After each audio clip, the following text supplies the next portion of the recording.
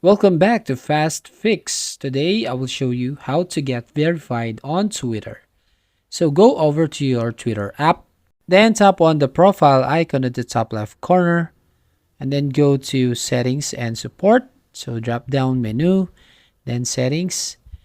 Here in your account, as you can see, you cannot see if you are verified or not. So what you're going to do is go to Google Chrome and then open your Twitter account right over here. And then as you can see on the top left corner, go to the profile icon.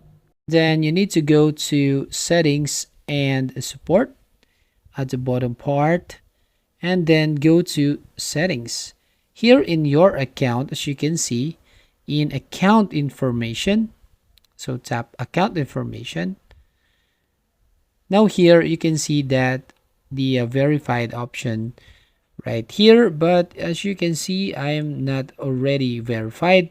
But if you tap on this learn more, you can see this section, if how can we get that blue check mark on the Twitter. So you can see here the method that you're going to do, or you can wait just after a few days to verify your account. So that's it. If you find this helpful, don't forget to like and subscribe to this channel, and see you to the next video.